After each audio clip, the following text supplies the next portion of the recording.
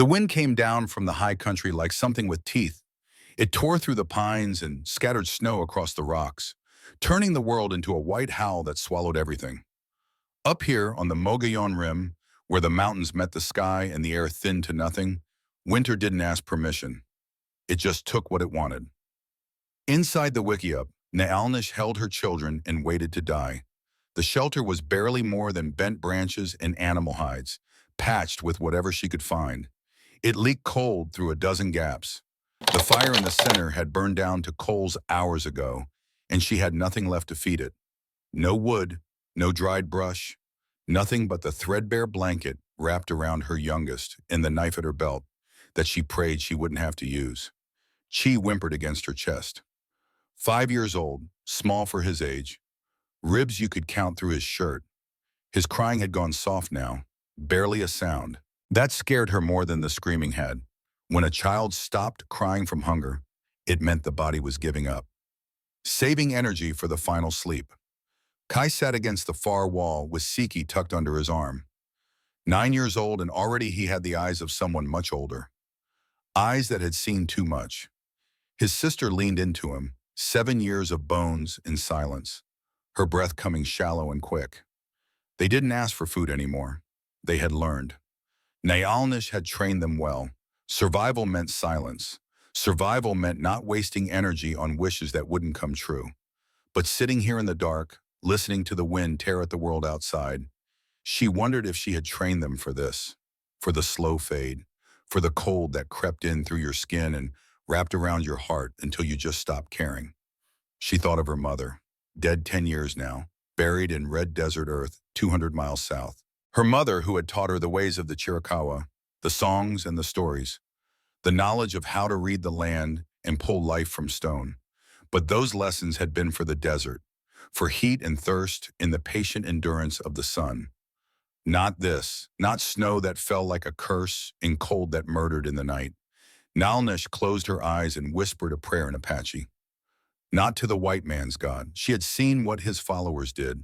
She prayed to the mountain spirits, to the old powers that had been here before the soldiers and the agents and the men with papers that said her children didn't belong to her. She prayed to the memory of her mother's voice, to the smell of sage smoke and the taste of peaky bread made with careful hands. She prayed for death to be quick. The wind screamed, Chi's breathing hitched and stopped, then started again. Naalnish tightened her arms around him and felt his heartbeat against her ribs. Still alive, still fighting. She didn't know where he found the strength. In the corner, something moved. She opened her eyes. Kai had stood up, careful not to disturb Siki. He was looking at the entrance, head tilted like he was listening for something. Then she heard it too, a sound that wasn't wind, a soft, deliberate knock against the hide that covered the doorway. 3 times. Pause. 3 times again. Naalnish's hand went to her knife. She eased Chi onto the ground, wrapped him tight in the blanket, and rose to her feet. Her legs shook. She couldn't remember the last time she had stood for more than a few minutes. The world tilted and she caught herself against the wickiup's frame, waiting for the dizziness to pass. The knocking came again. Patient. Not the pounding of soldiers. Not the aggressive demand of men who took what they wanted. Just a steady, rhythmic sound that somehow cut through the storm. She pulled the knife free and moved to the entrance. Behind her, Kai positioned himself in front of his siblings, small and thin but ready. She had taught him that too. Protect the weak. Stand between danger and those who cannot fight. Naalnish jerked the hide aside. Snow and wind exploded inward, stinging her face, stealing her breath. She blinked hard and saw him. A man stood in the storm, tall, broad across the shoulders, wrapped in a heavy coat of dark leather and fur.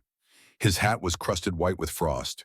His beard hung long and wild, more ice than hair, and beneath it his face was weathered to the color of old wood.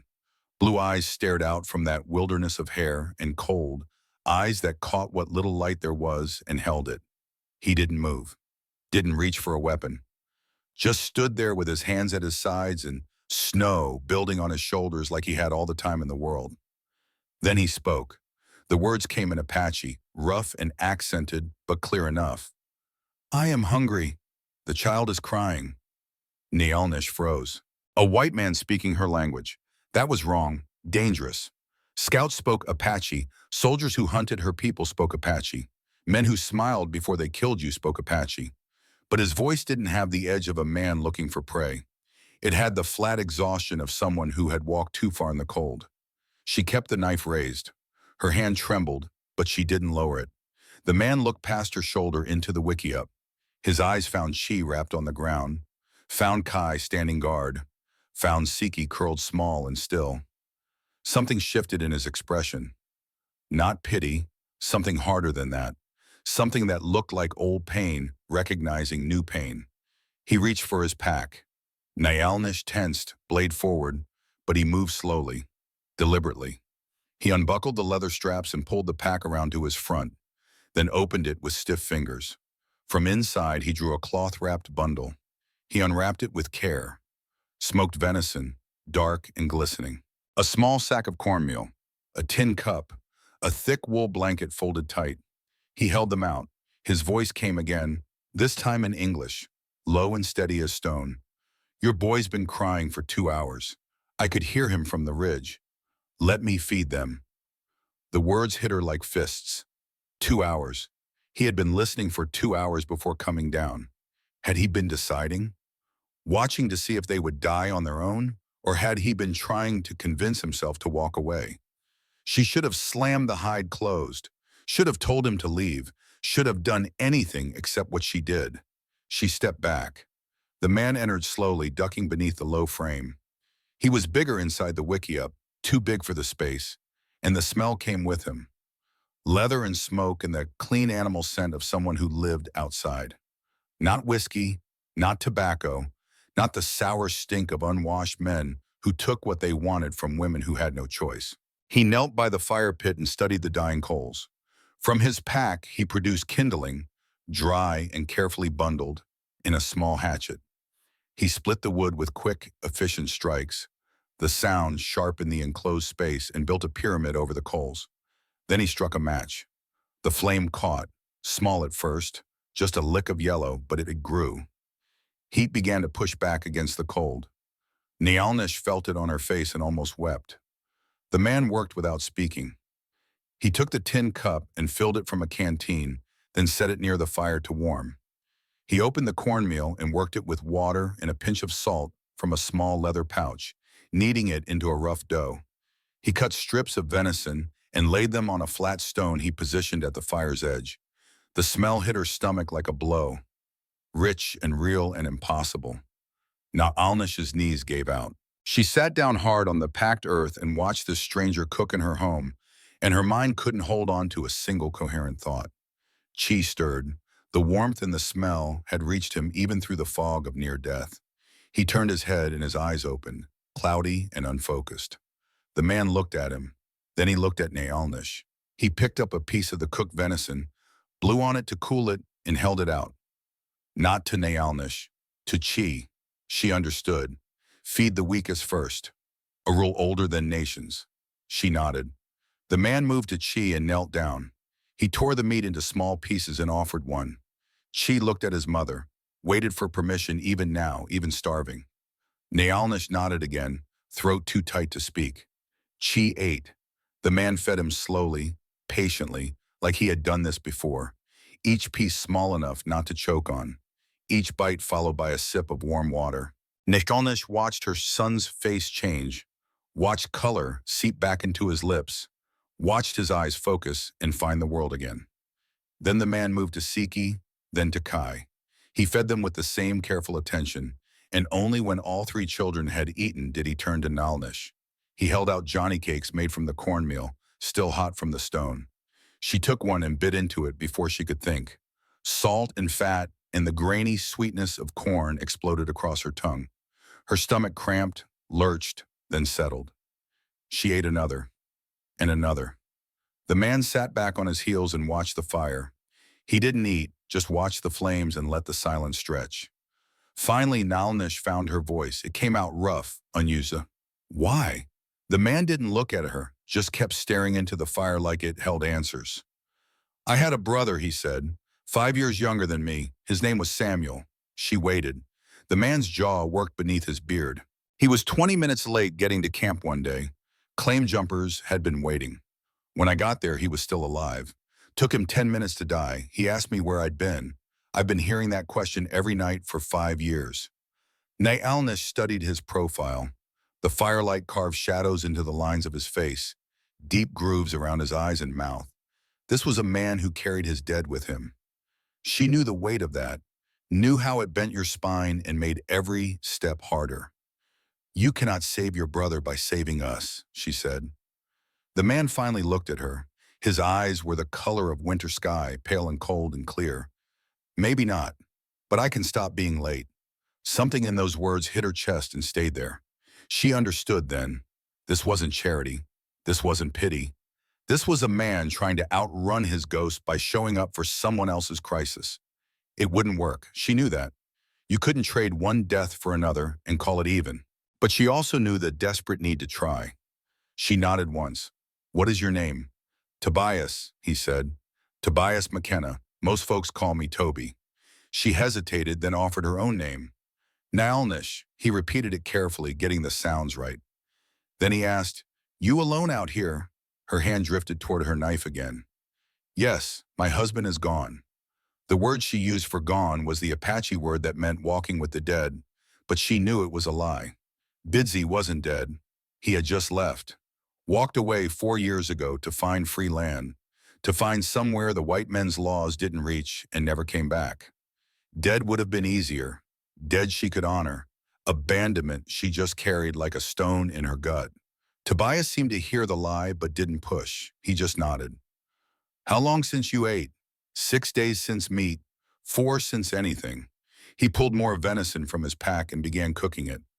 "You're a long way from anywhere," he said. "Storm caught you."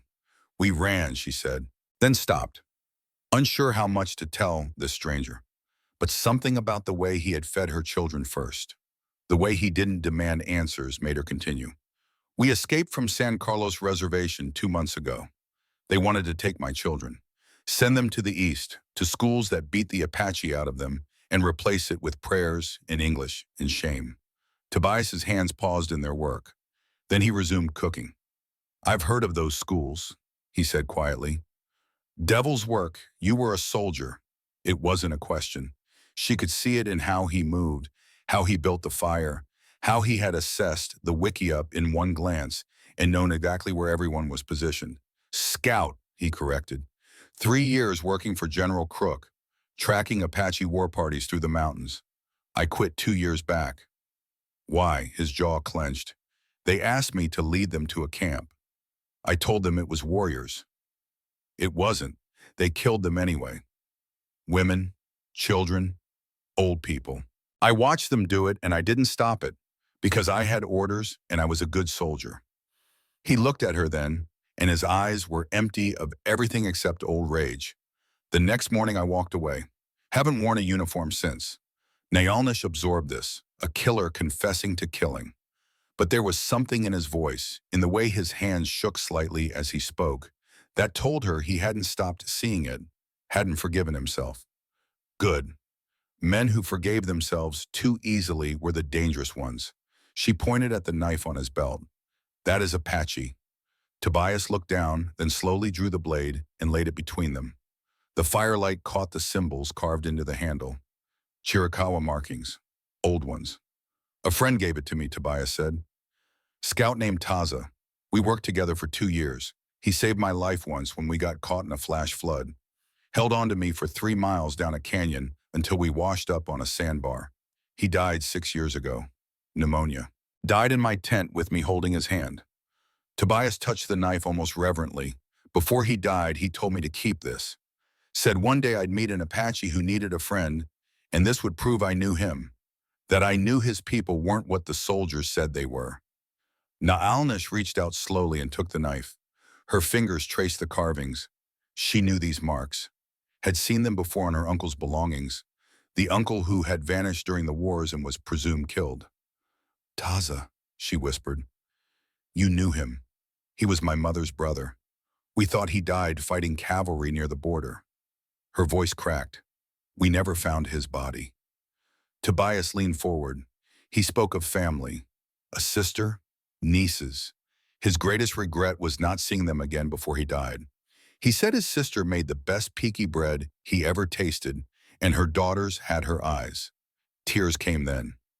Naalnish had not cried in front of another person since her mother's burial. She had learned to lock it away, to be stone, because stone didn't break and breaking got you killed. But sitting here with proof that her uncle had been loved in his final moments, that he had been remembered as more than a nameless Apache scout, something inside her cracked. She clutched the knife to her chest and wept. Tobias didn't speak, didn't reach out, just sat there and let her break. And that restraint was a greater kindness than comfort would have been.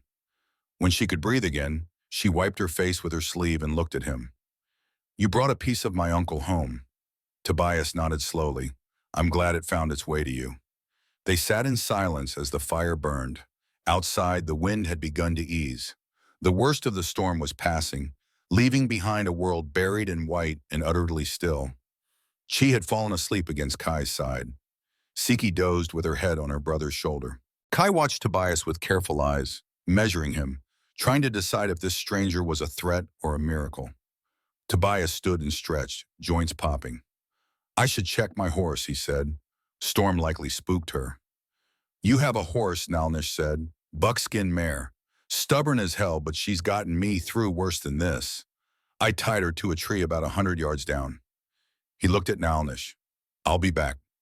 She believed him. Didn't know why, but she did. Tobias ducked out into the night. The cold rushed in to fill the space he had left. Nalnish pulled Chi onto her lap and held him close, feeling his heartbeat steady and strong against her palm. Kai spoke quietly. "Is he a good man, Mother?" Nalnish thought about that, about the venison and the fire and the knife that had belonged to her uncle, about a man who carried 5 years of guilt and tried to solve it by feeding strangers in a blizzard. "I don't know yet," she said, "but he has honor. That is rare enough." When Tobias returned 20 minutes later, brushing snow from his coat, Nalnish had made a decision. She waited until he sat back down by the fire, then spoke. "You will leave in the morning." Tobias looked at her. That was the plan. She hesitated, then forced herself to continue.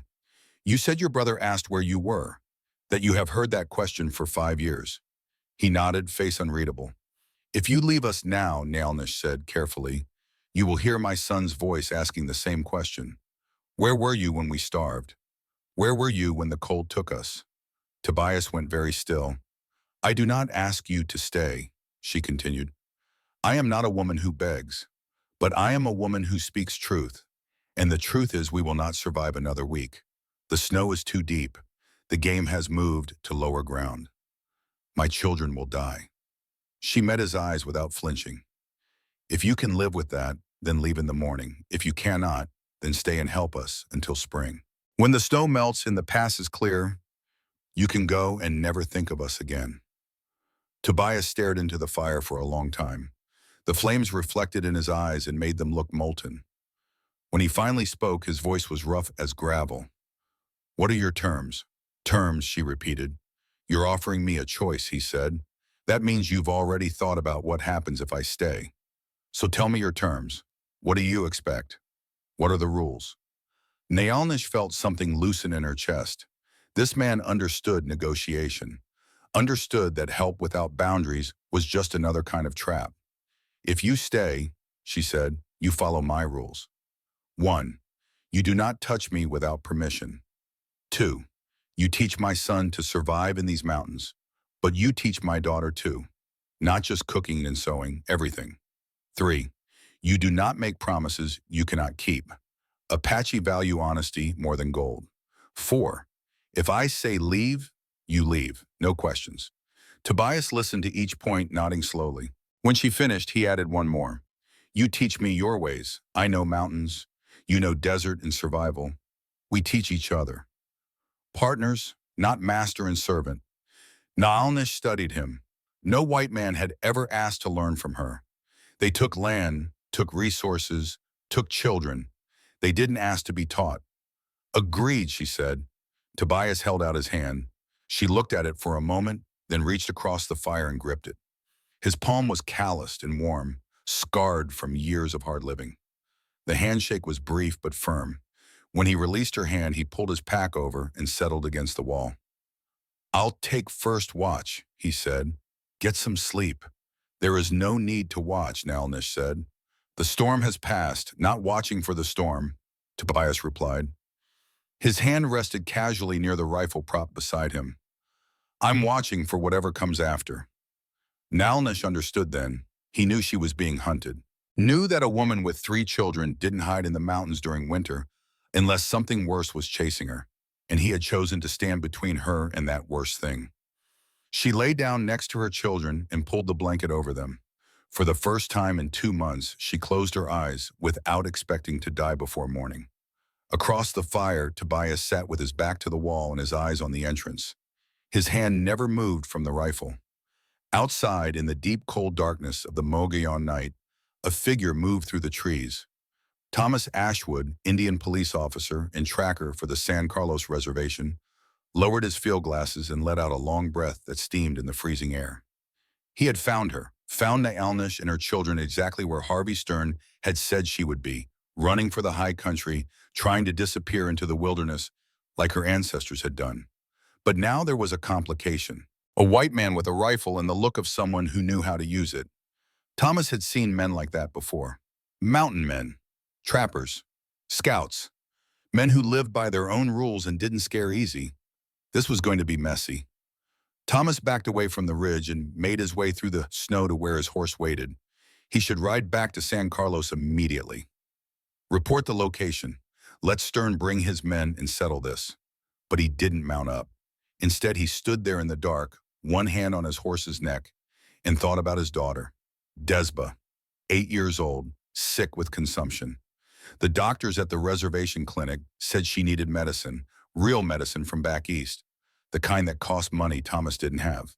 That's why he had taken this job, why he tracked down his own people and brought them back to the reservation where they'd be broken and reformed and civilized until nothing Apache remained. Blood money. That's what his wife had called it before she died. Blood money for blood. Thomas looked back toward the distant glow of Nalnish's fire. He thought about the mountain man sitting guard. Thought about what would happen when Stern came with 15 armed men. He thought about his daughter asking if her father was a good man. Then he climbed on his horse and rode south through the snow toward a decision he wasn't ready to make. Back in the wickiup, Tobias listened to the soft breathing of sleeping children and the quiet sounds of Nalnish shifting under her blanket. He thought about Samuel, about arriving 20 minutes too late and watching the light fade from his brother's eyes. He thought about Taza, who had trusted him enough to share that knife, who had died believing that some white men could be taught to see Apache as people instead of problems. And he thought about the promise he had just made, to stay, to teach, to stand between this family and whatever darkness was hunting them. Tobias McKenna had been late once, had carried that failure for 5 years like stones in his pockets, weighing him down, pulling him toward the bottom of every bottle and the edge of every cliff. He wasn't going to be late again. Outside, the storm clouds broke apart and moonlight spilled across the snow. The night grew colder but clearer, stars burning in the black vault of sky. Somewhere in the distance, a wolf howled. Tobias checked his rifle one more time, then settled in to wait for dawn. He had made his choice. Now he would live with it, or die with it. Either way, he would be on time. Morning came slowly to the high country, the sun climbing through layers of pink and gold that turned the snow into something that looked like it belonged in a dream. Tobias stood outside the wickiup, breath steaming, watching the light spread across the Mogollon rim. Behind him, he could hear the children stirring, their voices soft and wondering as they woke to warmth in the smell of food cooking. He had been awake all night. Old habit. In the mountains, the hours before dawn were when things went wrong, when animals attacked, when men with bad intentions made their moves. He had learned to function on little sleep, to find rest in the spaces between vigilance. Nalnish emerged from the wickiup, moving carefully, testing her strength. She looked better than she had the night before. Color had returned to her face. Her eyes were clearer. She stood beside him, and together they watched the sun climb higher. "This will not be enough," she said quietly. Tobias knew what she meant. The food he had brought would last maybe a week if they stretched it. After that, they would be back where they started, starving in the cold. "I know," he said. "We need to hunt, Build up stores, and this shelter won't hold against another big storm. She looked at the wiki up with a critical eye. It was never meant to last through winter, just long enough to hide. Then we build something that lasts, Tobias said. A cabin, small but solid, logs and stone, properly chinked. It'll take time. She turned to him. You said you would stay until spring. I did. And if we're going to survive until spring, we need a real shelter. He met her eyes. Unless you're planning to keep running. Nailnish was quiet for a long moment. Then she shook her head. I am tired of running. My children are tired. If we must stand, we stand here. Good, Tobias said. Then we start today. They worked through the morning, Tobias showing Kai how to identify good timber, how to judge which trees would fall clean and which would tangle in their neighbors. The boy learned quickly, his young mind absorbing information like sand soaking up water. Siki insisted on coming along, and Tobias found himself teaching her the same skills, watching as her small hands learned to read the bark and measure the straightness of a trunk. By midday, they had marked a dozen suitable trees.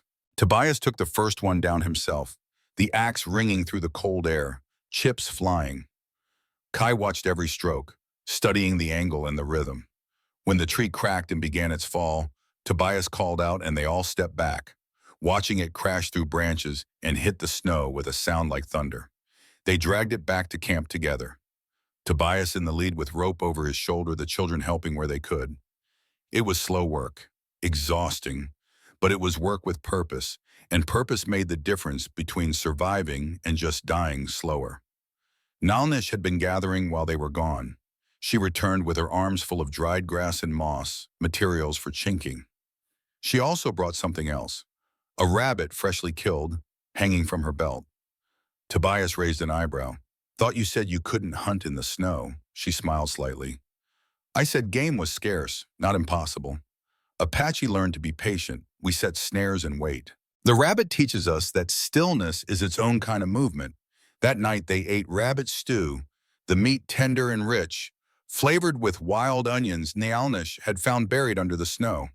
They sat around the fire, and for the first time in months, the children laughed. Chi told a rambling story about a coyote who thought he could fly. Siki corrected him on the details. Kai listened with the serious expression of someone much older, but even he smiled when Chi made the sound of the coyote hitting the ground. Tobias watched them and felt something old and painful shift in his chest.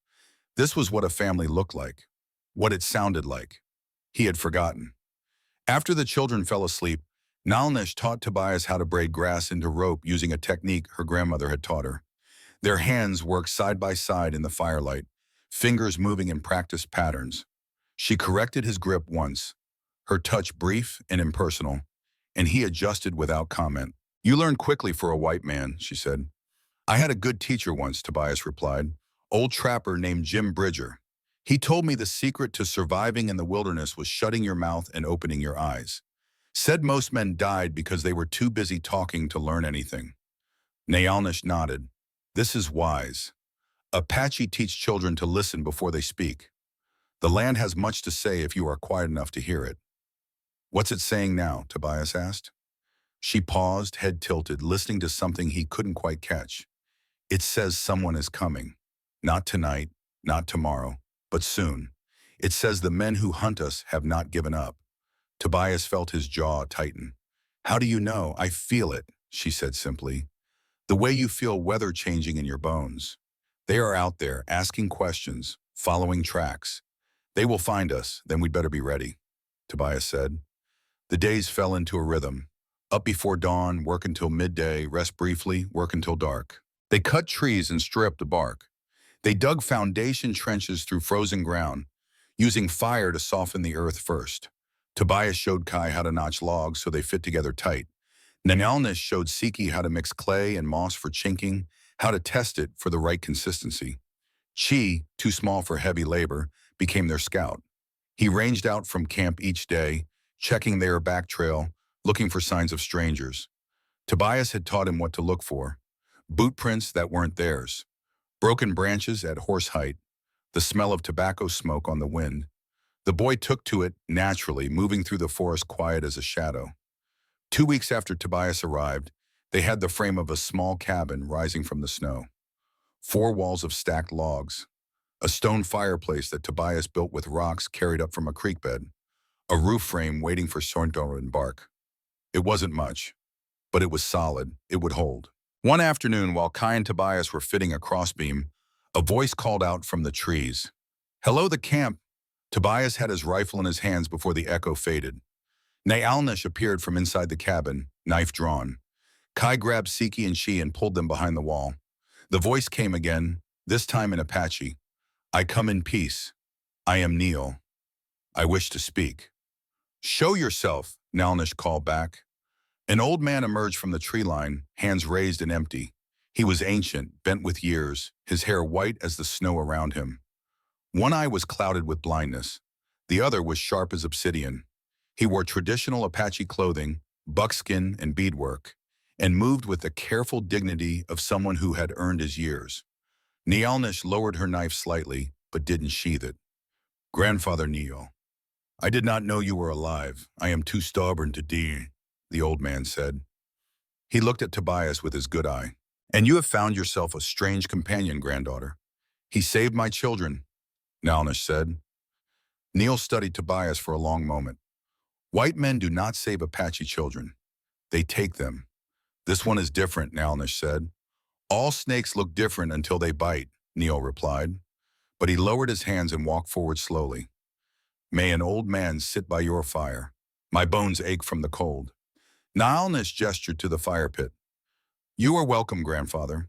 They sat together, 4 adults and 3 children, and Niall accepted a bowl of stew with gnarled hands. He ate slowly, savoring each bite, then set the bowl aside and looked at Tobias. "You have the look of a scout," he said in English. "Was," Tobias replied. "Not anymore." "Why?" Tobias met the old man's gaze without flinching. "Because I saw what scouting led to. Saw women and children killed because I told soldiers where to find them. I quit before I became the kind of man who could live with that." "Words are easy," Nikyol said. "Coyote speaks many words. Most are lies." "True enough," Tobias agreed. "So don't listen to my words. Watch what I do." Neil smiled, showing gaps where teeth used to be. "You knew Taza." It wasn't a question. Somehow the old man knew. Tobias nodded. "He was my friend." "He spoke of you once," Neil said. "Said he met a white man who listened more than he talked. Said this man might be worth trusting, if the spirits allowed it." He looked around at the cabin taking shape. "The spirits are allowing it, it seems." "Maybe," Tobias said. "Or maybe we're all just trying to survive winter." "Survival takes many forms," Neil replied. "Sometimes it looks like building. Sometimes it looks like fighting." He leaned forward. "Men are coming, 15, maybe more. They seek Nayalnish and her children. They will be here when the moon grows full again. 2 weeks, perhaps 3. "How do you know this?" Nayalnish asked. "Because they asked me where you were," Neil said calmly. "I told them I had not seen you. They did not believe me, but they could not prove otherwise. They will keep looking." Tobias felt ice in his gut. 15 men, too many to fight head-on. They would need help, allies. Neil seemed to read his thoughts. "There are others like me in these mountains. Apache who refused the reservation. We are few, but we are here, hidden, waiting." "Will they help us?" Nalnish asked. The old man's expression grew troubled. "That depends. Some will see you as a sister in need. Others will see you as a woman who chose a white man over her people. They will not understand." "Then I will make them understand," Nalnish said firmly. "Words will not be enough," Neil replied. He looked at Tobias. "You must prove yourself. Apache way. Are you willing?" "What do you have in mind?" Tobias asked. Neil smiled again, and this time it looked almost predatory. "Combat. You will wrestle Kale, our strongest warrior. If you win, the others will consider your petition. If you lose but fight with honor, they will also consider. If you quit or beg for mercy, you will be cast out and we will not help." Tobias thought about that, thought about how much depended on the next few minutes. Then he stood and began removing his coat. "Where is this Kale?" 2 days later, Tobias stood in a clearing surrounded by Apache. There were perhaps 30 people total from 4 different family groups. Men, women, children. They watched him with expressions ranging from curiosity to outright hostility. He was a white man in their space, asking for help, and history had taught them that white men asking for help usually meant trouble. Kale stepped into the circle. He was 40, maybe 45, built like a boulder with arms that looked like they could bend iron. A scar ran from his shoulder to his chest, thick and ropey. His eyes were flat and hard. He did not look like a man who enjoyed fighting. He looked like a man who knew how to end fights quickly. Neil stood between them. "The rules are simple," he said. "No weapons, no biting, no eye gouging. The fight ends when one man yields or cannot continue. Understood?" Both men nodded. Neil stepped back. "Begin." Kel came in fast, and Tobias barely had time to set his feet before the Apache was on him. A hand like a vice locked around his wrist, and suddenly Tobias was airborne, thrown with a hip toss that sent him crashing into the frozen ground hard enough to drive the air from his lungs. He rolled, gasping, and Kale was already there, dropping an elbow that would have crushed Tobias's ribs if he hadn't rolled again. He got his feet under him and backed away, circling, trying to read Kale's movements. The Apache came again, feinting left, then driving right, catching Tobias around the waist and driving him backward into a tree. Bark exploded. Tobias's head bounced off wood and his vision sparkled with stars. Kale's knee came up toward his face and Tobias barely got his hands down in time to block it. He shoved hard, using his size and the tree as leverage, and managed to break Kale's grip. They separated, both breathing hard. Blood ran from Tobias's nose. His ribs felt cracked. Kale smiled. "You are strong for an old man, old enough to know when I'm outmatched," Tobias said, "but too stubborn to quit." They came together again, grappling, testing each other's strength. Kale got behind him and locked in a chokehold, forearm across Tobias's throat like an iron bar. Tobias felt his air cut off, felt the world start to gray at the edges. He drove his elbow back, once, twice, 3 times, hitting ribs. Kale grunted but didn't let go. Tobias shifted his weight and threw himself backward, driving them both to the ground with Kale underneath. The impact jarred the hold loose, and Tobias rolled away, sucking in air, coughing.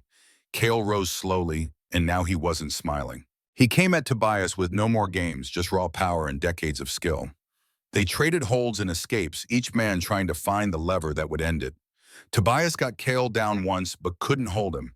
Kale returned the favor twice, and the second time he pinned Tobias with a knee on his chest and a hand around his throat. "Yield," Kale said quietly. Tobias tried to throw him off, failed. Tried again, failed again. Kale's hand tightened and the world began to fade.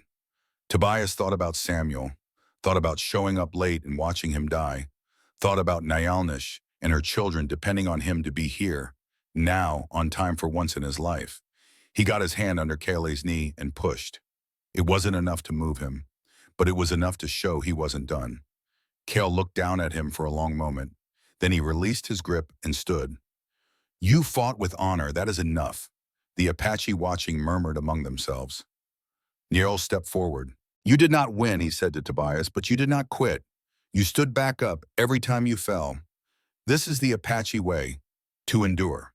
He looked around at the assembled families. "Will you help this man and the woman he protects?" A woman stepped forward. Ayana, Kale's wife. She was strong and solid, with kind eyes and healer's hands. "I will help," she said. "They are family now." One by one, others agreed, not all. Some remained silent, suspicious. But enough said yes that Tobias knew they had a chance. That night, they made plans.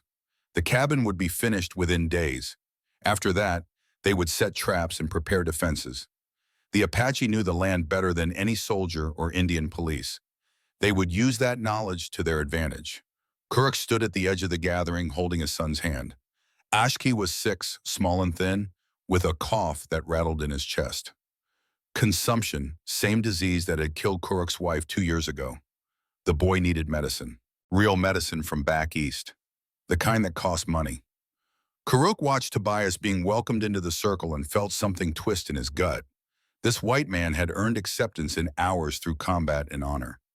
Kuruk had been born Apache, and still he felt like an outsider, distrusted because he worked sometimes with traders, because he spoke English too well, because he had not fought in the wars. A week ago, a man from the reservation had found him. Harvey Stern's messenger. The message was simple. Information about Naalnish's location in exchange for money. Enough money to buy medicine for Ashki, enough to save his son's life. Kuruk had not answered yet, but he thought about it every time his son coughed. Every time Ashki woke crying in the night, fighting for breath. What would he choose? Honor or his child's life? He didn't know yet, but he knew he would have to choose soon.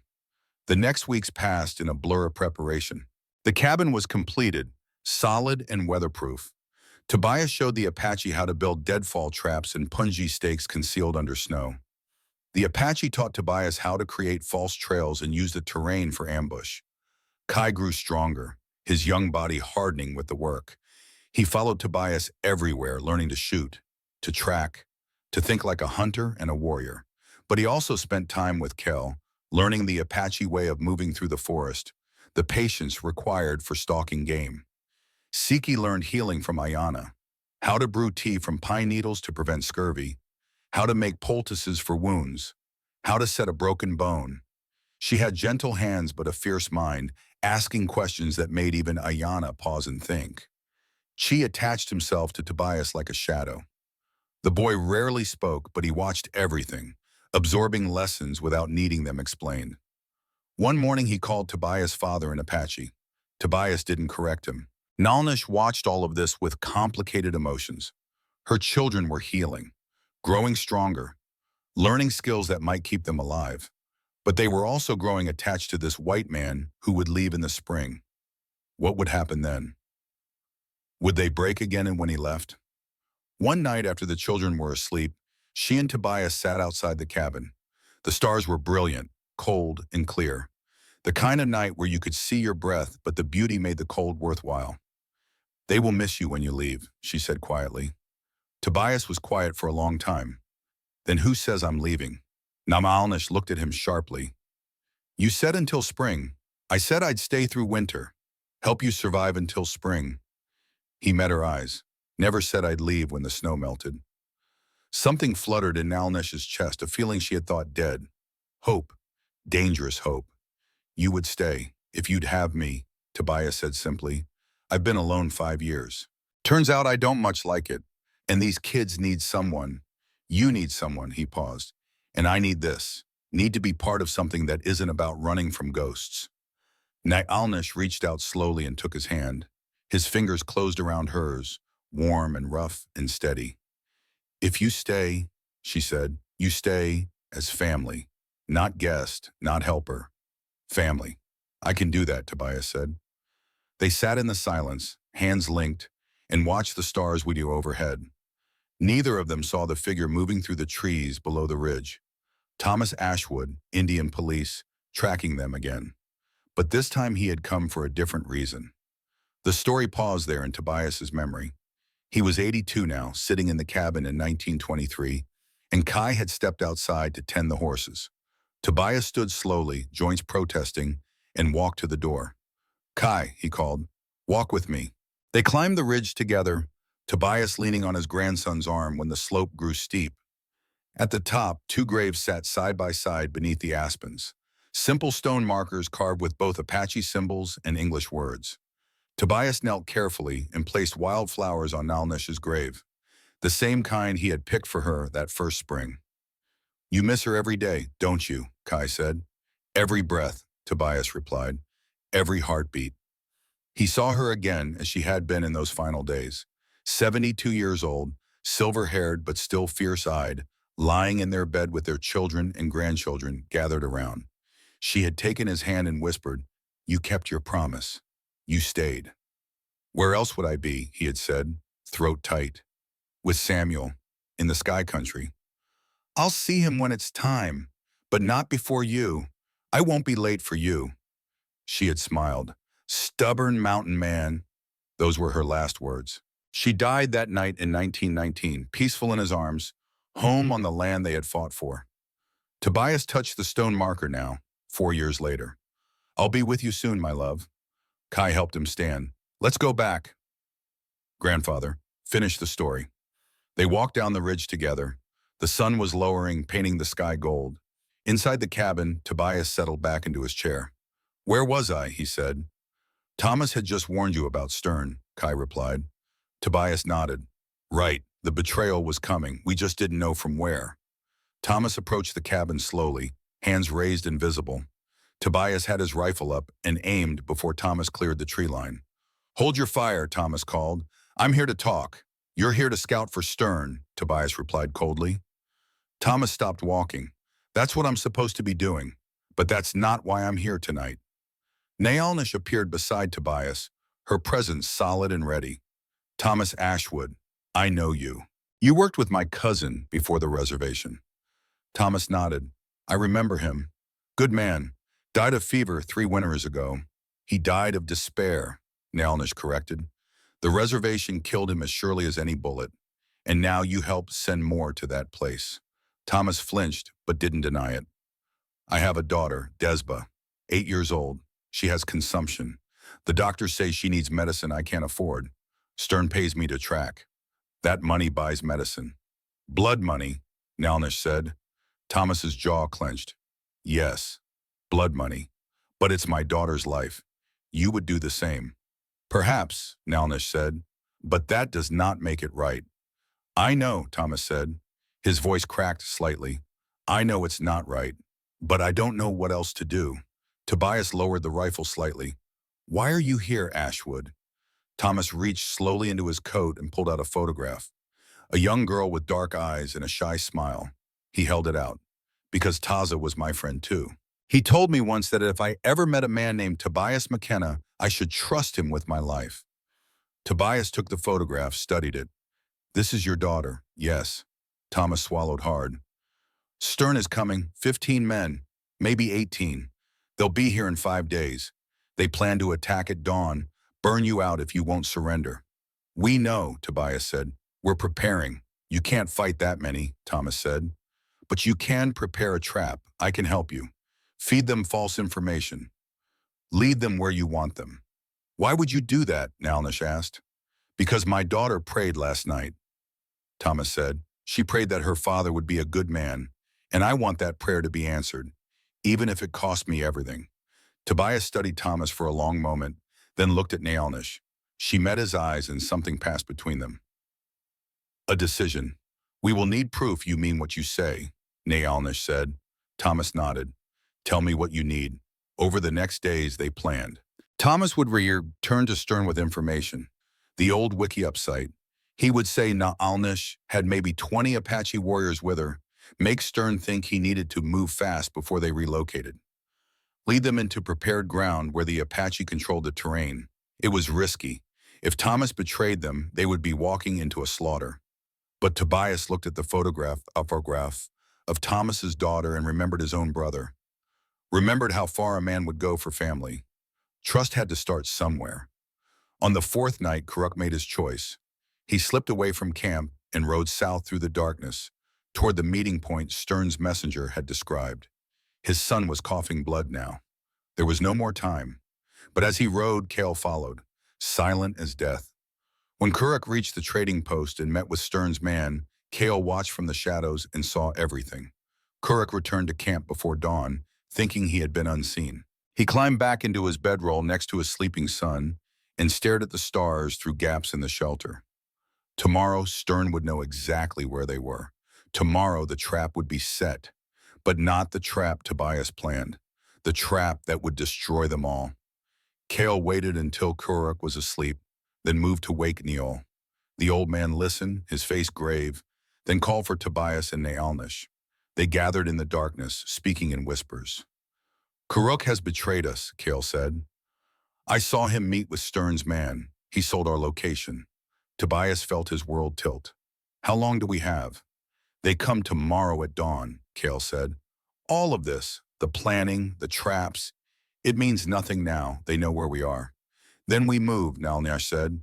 "No time," Neol said, "and nowhere to go. The snow is too deep and the children too many." He looked at each of them. "We must confront Kuruk, learn what he told them, and decide what to do with the traitor." They found Kuruk at first light and dragged him before the council. He didn't deny it. Couldn't. Kel had seen everything. My son is dying, Crook said, voice breaking. What would you have me do? Watch him cough blood and do nothing. You sacrificed all of us for one child, Kel said, fury in his voice. Yes, Crook whispered. I did, and I would do it again. Neil raised a hand for silence. By our law, betrayal means death. The words fell like stones. Kuruk closed his eyes and nodded. I understand. But Naalnish stepped forward. If we kill him, she said, we prove we are what Stern says we are. Savages, animals. Is that what we want? He doomed us, Kale said. Perhaps, Naalnish replied, or perhaps he gives us an opportunity. She looked at Karuk.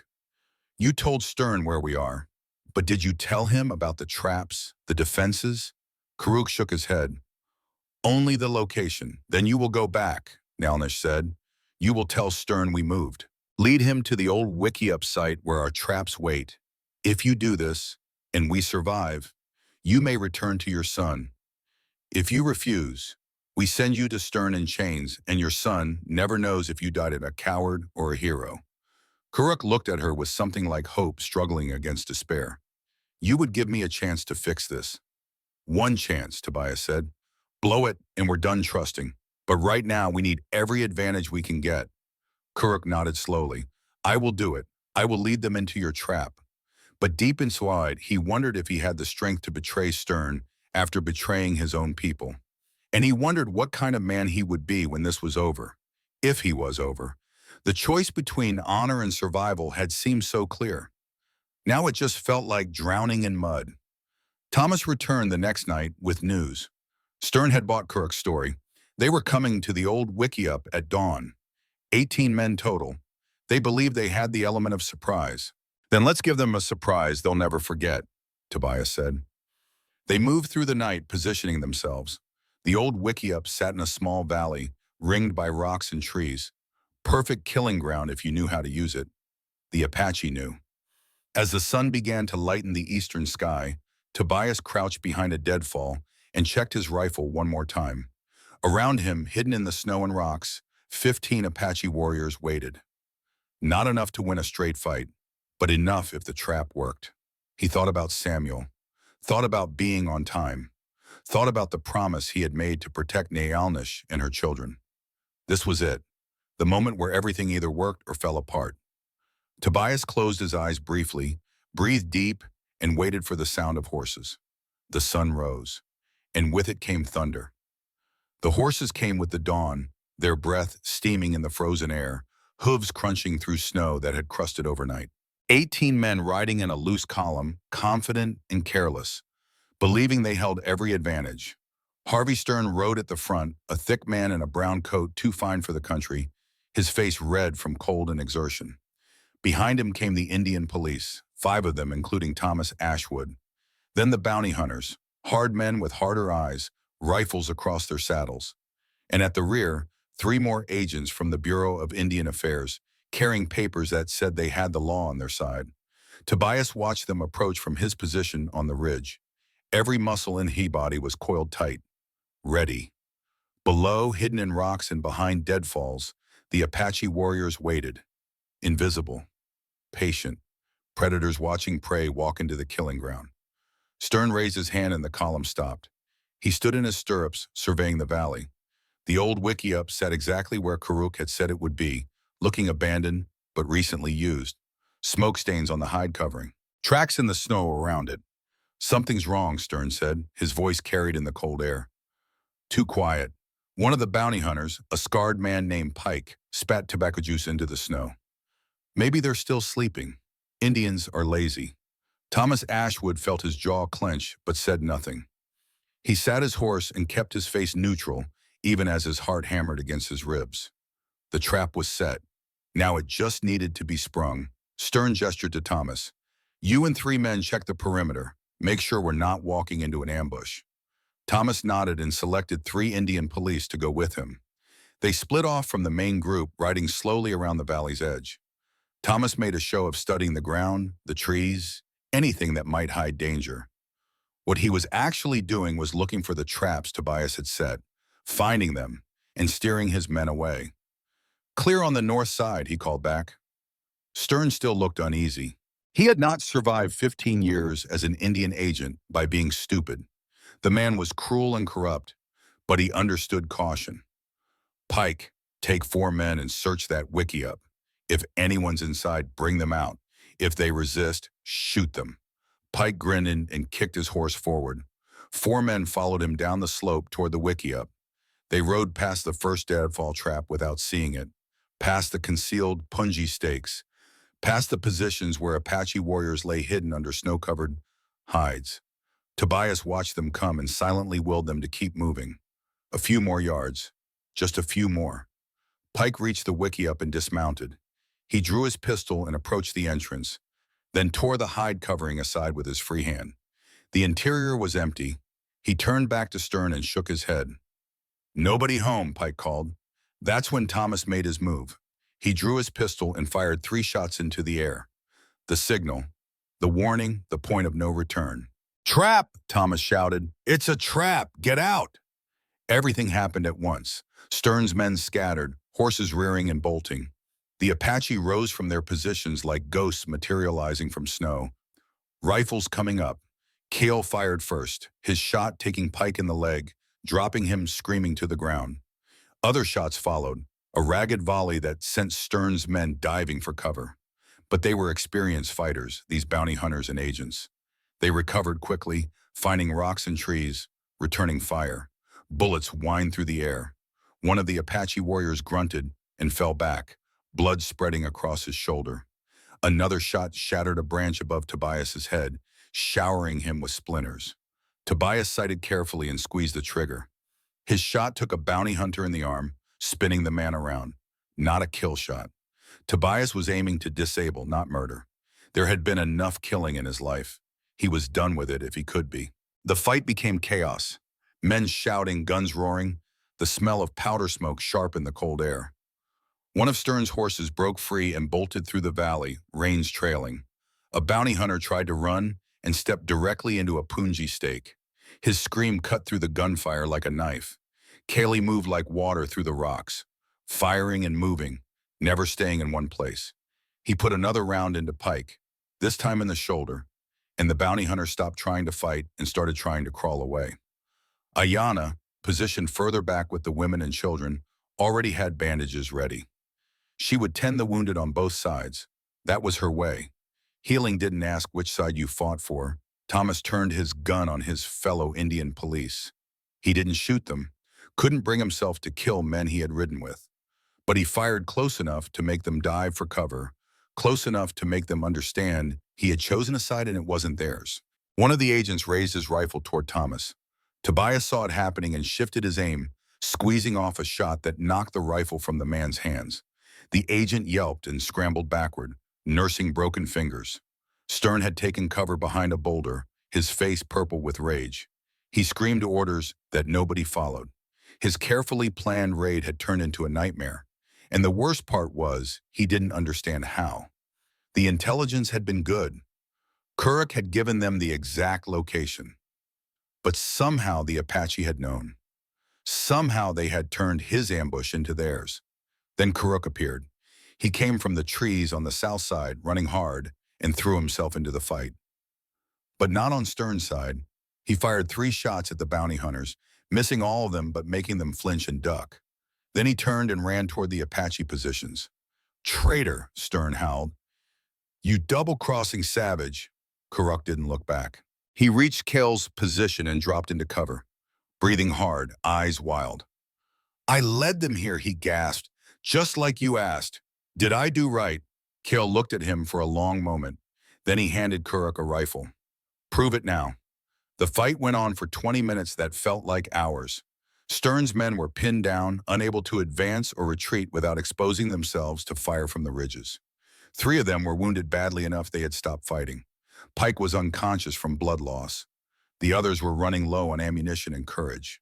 But Stern had one more card to play. He pulled a piece of paper from his coat and held it high. "Tobias McKenna," he shouted. "I know you're up there. I know who you are." Tobias said nothing, just kept his rifle trained on the boulder. "I have a warrant," Stern continued. "Legal and binding. Nyalnish is wanted for kidnapping. She took those children from the reservation without permission. Under territorial law, that's a federal crime. You're harboring a fugitive. The words hit like stones. Tobias felt something cold settle in his gut. He looked down to where Nyalnish crouched with the children, 50 yards back from the fighting. Her face had gone pale. She understood what this meant. The law, Tobias had learned long ago, was a weapon like any other, and Stern knew how to use it. You can't fight the law, Stern called. Surrender her and the children, and the rest of you can go free. Keep fighting, and you're all outlaws, every one of you. Tobias's finger tightened on the trigger. One shot. That's all it would take. Put a bullet through Stern's skull and end this. But killing a federal agent, even a corrupt one, would bring the army down on them, would turn them from refugees into murderers in the eyes of the law. He was trying to decide what to do when a new voice cut through the valley. That warrant is worth less than the paper it's written on. Everyone turned. A man rode down from the western ridge, old and straight-backed, wearing a black suit that had seen better days. He sat his horse like he owned the world, and his white hair caught the morning sun like a crown. Stern's face went through several shades of red. Judge Harrows, what are you doing here? Stopping you from making a fool of yourself, Harvey, the old man replied. He rode calmly into the valley, apparently unconcerned that bullets had been flying moments before. I heard gunfire, came to investigate. Imagine my surprise finding you here, enforcing a warrant based on a statute that was amended 6 weeks ago. Stern sputtered. What are you talking about? Territorial Legislature, Session 47, Amendment 12, Harrows said calmly. Native parents may petition for legal custody of their children if they can demonstrate stable housing, means of support, and no criminal record. The kidnapping statute you're citing was overturned. That's a lie, Stern said. It's documented fact, Harrows replied.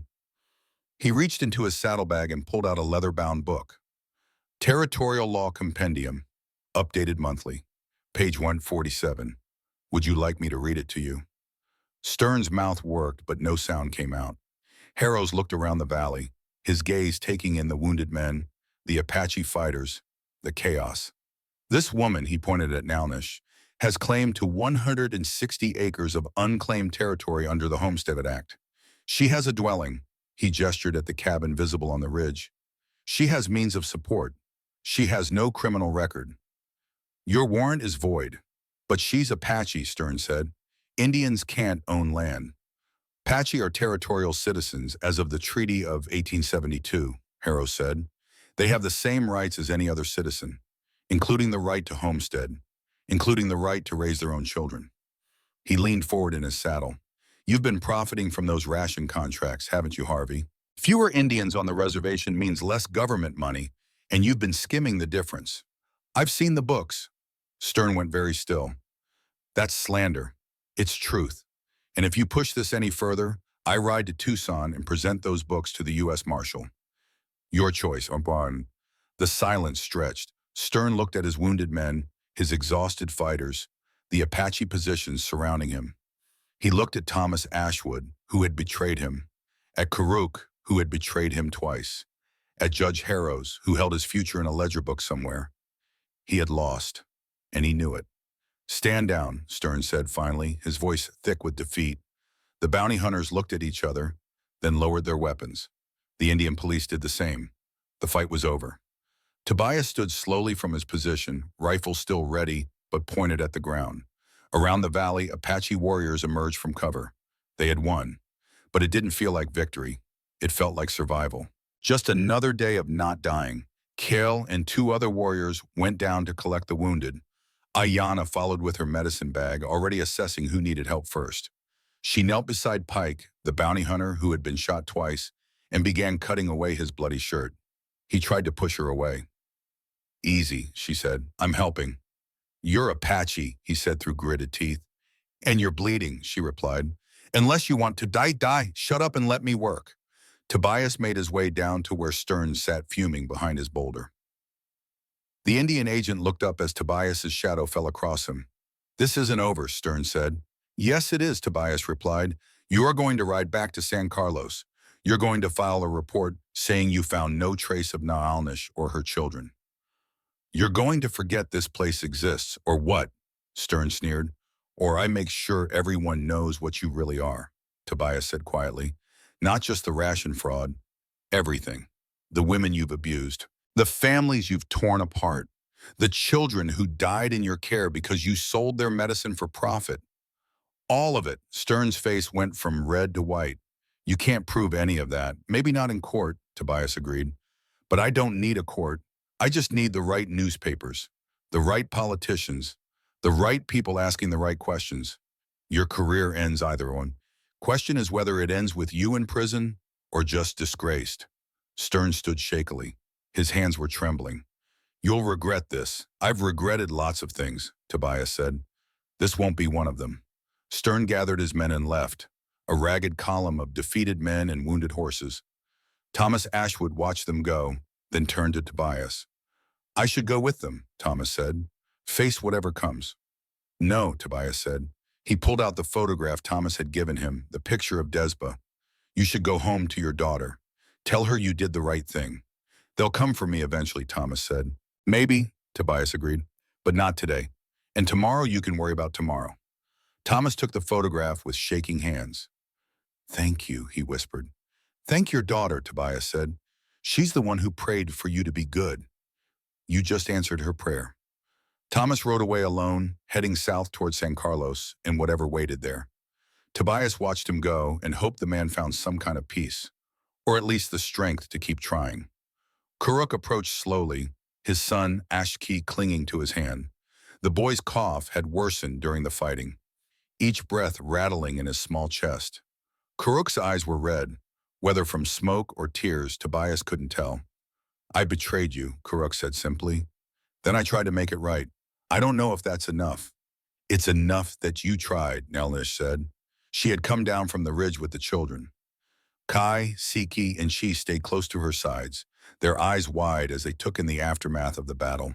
We all do terrible things for the people we love. What matters is what we do after. Kuruk nodded slowly. I need to get medicine for my son. Real medicine. The kind they have back east. Judge Harrows, who had been tending to his horse, turned at that. There's a doctor in Flagstaff. Good man. He'll treat the boy and send the bill to me. Kuruk stared. Why would you do that?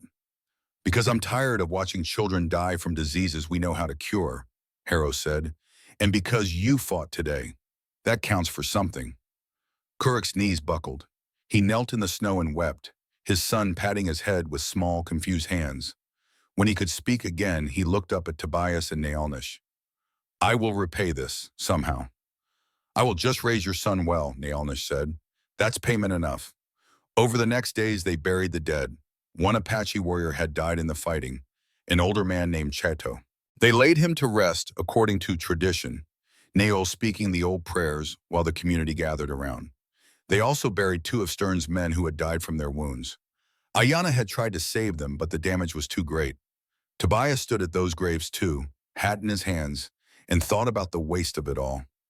Good men and bad, all ending up in the same cold ground, all leaving behind people who would miss them, or curse them, or just try to forget. He thought about Samuel and wondered if his brother would have approved of what Tobias had become. A defender of Apache refugees, a man who chose mercy over revenge. He hoped so, but he would never know. 6 weeks after the battle, the cabin had been expanded. 2 rooms now with a proper stone fireplace and windows made from oiled hide that let in light without letting in too much cold. It wasn't much, but it was home. Tobias worked on a cradle in the afternoon sun, his hands moving over the wood with practiced care. Cedar, carefully chosen, each piece fitted precisely. He carved symbols into the headboard, Apache designs that Naelnish had taught him, mixed with Celtic knots from his own heritage. 2 cultures meeting in wood and hope. Naelnish emerged from the cabin, moving slowly. Her belly had begun to show, a gentle swell that spoke of new life growing. She sat beside him and watched him work. Boy or girl, Tobias asked without looking up. Too early to know, she replied. But strong, I can feel it. Good strong is good. He set down his carving knife and looked at her. You scared? She admitted, after everything we've been through. What if something goes wrong? Tobias took her hand. Then we'll face it together, like we face everything else. She leaned against him and they sat in silence, watching the children play in the snow. Kai was teaching Siki how to track rabbit prints. Chi built a lopsided snowman with intense concentration. Normal things, beautiful things. We should marry, Tobias said suddenly. Naalnish pulled back to look at him. We are already together, I know, but I want it formal, your way. Apache ceremony. So there's no question. So when this baby comes, everyone knows we're family. She studied his face for a long moment. Then she smiled. Yes, we will marry, but first you must ask Niall's permission. He is the elder. Tobias groaned. He's going to make me wrestle Kale again, isn't he? Probably, Naalnish agreed and laughed. The wedding took place on a clear autumn evening when the aspens had turned gold and the air smelled of pine and wood smoke. The Apache community gathered, nearly 40 people now, families that had decided to stay in the high country rather than return to the reservation. Neil performed the ceremony by firelight. He spoke in Apache, then translated to English for Tobias's benefit. Fire is the first witness, he said. Sky is the second. Earth is the third. The people are the fourth. This man comes from the mountains. This woman comes from the desert. Together, they are the place where earth meets sky, the place where two peoples can learn to live as one. Tobias and Naalnish stood hand in hand. She wore a dress of white buckskin that Ayana had helped her make, decorated with beadwork in patterns that told the story of her life, her survival, her strength. Tobias wore a shirt Naalnish had made for him, Apache in design but size for his larger frame. They spoke their vows in both languages. Naalnish promised her strength, her loyalty, her future. Tobias promised his protection, his presence, his life. They drank from the same cup, ate from the same bowl, tied their hands together with a cord that would be burned at the end of the ceremony. The ashes scattered to the four winds. When Neil pronounced them married, the community erupted in celebration. There was food, more than Tobias had seen in months. Venison and rabbit, corn cakes and wild berry preserves, pine nut soup and roasted roots. Kalu played a fiddle he had carved himself, the music bright and quick. Children danced, adults told stories. And for one evening, the hard weight of survival lifted.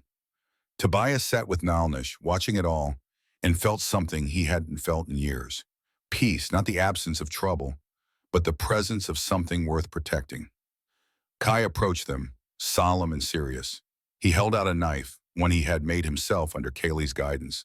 The blade was crude but functional. The handle was wrapped in leather. For you, he said to Tobias, so you always have a weapon to protect Mother and the new baby. Tobias took the knife with hands that shook slightly. Thank you, son. Kai smiled, and in that moment he looked less like a boy forced to grow up too fast and more like a young man finding his way. Winter came again, but this time they were ready. The cabin was stocked with meat and grain. The fireplace drew properly. The children had warm clothes and full bellies. And when the first snow fell, they didn't huddle in terror. They went outside and played in it. Naalnish went into labor on an October night when the moon was full and bright. Ayana attended her, along with two other women who had experience with births. Tobias waited outside with Kai, Siki, and Chi, pacing like a caged animal. How long does it take? Chi asked nervously. As long as it takes, Kai said, but he sounded worried too. Tobias listened to the sounds from inside the cabin. Naalnish's breathing, low and controlled, the murmur of the women's voices, the occasional sound that might have been pain or effort or both. He thought about all the ways this could go wrong, thought about losing her, losing the baby, losing everything he had found. Stop, Kai said quietly. He had walked over to stand beside Tobias. Mother is strong. She will be fine. You sound sure, Tobias said.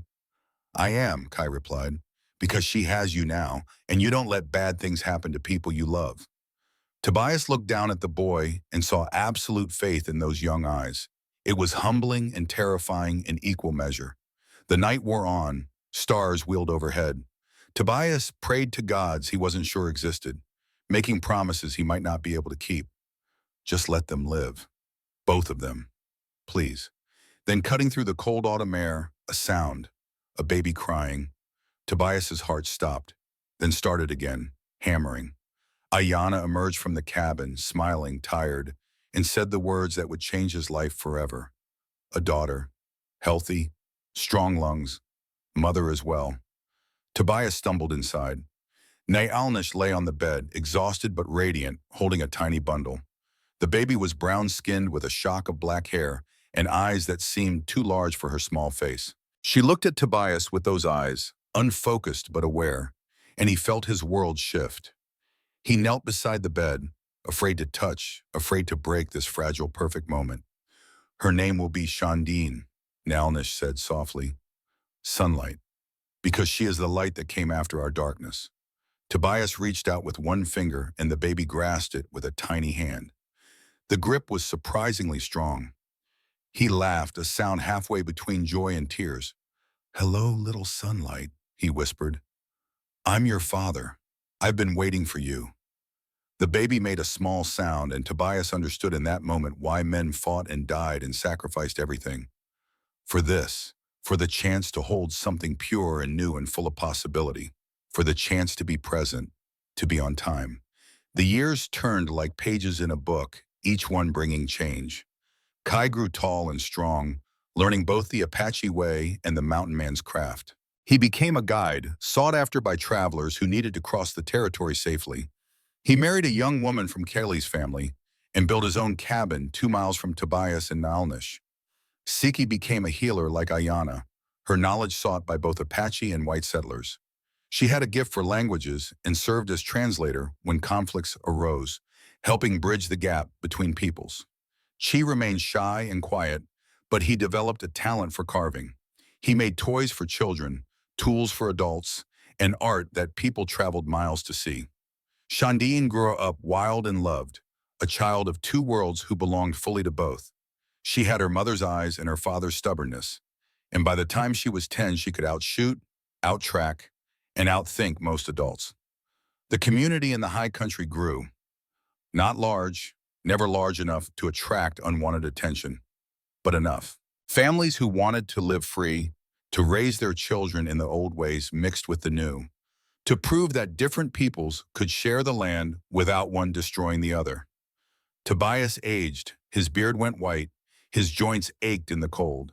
The limp in his right leg grew more pronounced. But he kept working, kept teaching, kept being present for the family he had found. Nayalnish aged beside him, her black hair streaked with silver, her hands still strong and capable. They sat together on winter evenings and watched their grandchildren play, counting blessings instead of regrets. Thomas Ashwood visited once, years later, bringing his daughter Desba. She was 16, healthy, about to start school in the East. Thomas looked older, grayer, but at peace. I never went back to the reservation, he told Tobias. Couldn't face it. Started a freight business instead. Honest work. He paused. Desba wants to be a doctor. Help people the way Ayana helped her when she was sick. That's good, Tobias said. We need healers. Thomas looked around at the community, the cabins, the children playing. You built something real here. We survived, Tobias corrected. That's all. Just kept surviving one day at a time until surviving turned into living. The years flowed like water over stone, wearing everything smooth. And then one autumn, 46 years after that first winter night, Naalnish fell ill. Not suddenly, just a slow fading, like light bleeding from the sky at dusk. Tobias sat beside her bed and held her hand, papery thin now but still warm. The children gathered, the grandchildren, the great-grandchildren, all the life they had created together. You kept your promise, Nayalnish whispered. Her voice was faint but clear. You stayed. Where else would I be, Tobias said. With your brother, in the sky country. I'll see him soon enough, but not before you. I'm not being late for you, not ever. Nayalnish smiled. Stubborn mountain man. She died that night, peacefully, her hand in his. The community mourned her with Apache songs and ceremonies that lasted 3 days. They buried her on the ridge above the cabin, where she could look down on everything she had protected, everything she had built. Tobias stood at her grave long after everyone else had left. The sun was setting, painting the sky in shades of orange and gold. He thought about the night they had met, about a starving woman and 3 children waiting to die, about a man trying to outrun his ghosts by showing up for someone else's crisis, about how two broken people had somehow made each other whole.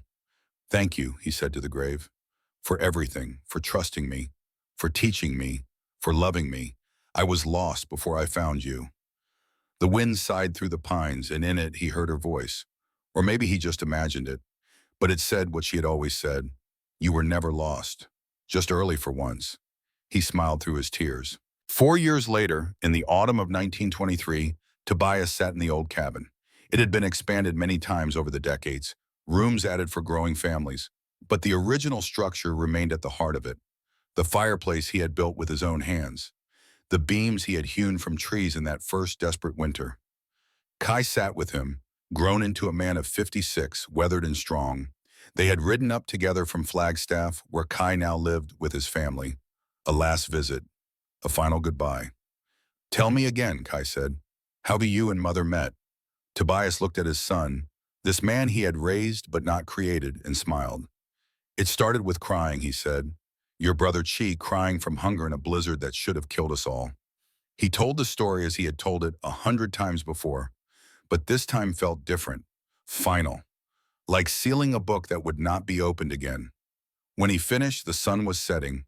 Kai stood to light the lamp, but Tobias stopped him. "I'll do it," he said. He walked to the window, the same window that had looked out over their land for nearly 50 years, and lit the oil lamp he had placed there on his wedding night. The flame caught and grew, warm and yellow, pushing back the darkness. "Your mother taught me this," Tobias said. "The lamp in the window means home is here and all are welcome." Kai's eyes were wet. "I should stay with you tonight, grandfather."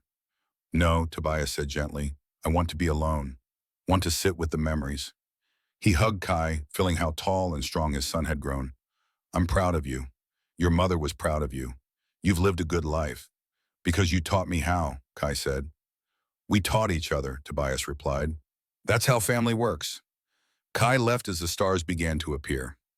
Tobias watched him ride away, then closed the door and sat in his chair by the fire.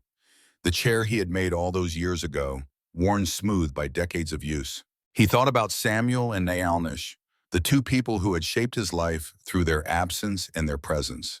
He thought about children and grandchildren, about a community that had grown from desperation and hope. He thought about being late and being on time, and how sometimes the worst mistakes led to the best destinations. The lamp burned in the window, the fire crackled. Outside, the first snow of winter began to fall. Tobias closed his eyes and smiled. He had kept his promise. He had stayed. And now, finally, he could rest. 3 days later, Kai returned and found him sitting in that chair, the lamp still burning, a photograph clutched in his weathered hands. The photograph showed a family, Tobias and Naalnish and 4 children, taken sometime in the 1880s, everyone young and strong and alive. On Tobias's face was a smile of perfect peace. They buried him next to Naalnish on the ridge. The entire community came, nearly 200 people now, spanning 3 generations. They spoke in Apache and English, told stories of his courage and his kindness, of how he had shown up in a blizzard and never left. Shandine, now a woman of 45 with children of her own, sang her mother's lullaby. The one Naalnish had sung on that first night, when death seemed certain and hope seemed impossible. Kai told his children and grandchildren the story of how it all began. How a mountain man named Tobias had heard a child crying in a storm and made the choice to be on time for once in his life. And the lamp stayed lit in the cabin window, tended by those who remained, a beacon saying that home was here, that family was here, that love could outlast even the mountains. Years would pass, decades. The cabin would be added to and maintained, becoming a gathering place for a community that learned to blend cultures without destroying either. The story would be told and retold, changing slightly with each telling, but always keeping its heart. A man who had been late for his brother, a woman who had been abandoned by her husband, 3 children who had been starving in the snow, and a choice made in a blizzard that changed everything. Some lights never go out. Some promises are kept forever. Some love outlasts even the mountains. And sometimes, if you listen carefully on winter nights when the snow falls soft and silent, you can still hear it. The echo of a child crying, the sound of a man arriving just in time. the beginning of everything that mattered. The wind sighs through the pines, the lamp burns in the window, and the story continues, passed from generation to generation, a reminder that showing up matters. That presence is the greatest gift, that even broken people can build something beautiful if they choose to stay. Tobias McKenna was late once and spent the rest of his life making sure he was never late again. That was enough. That was everything.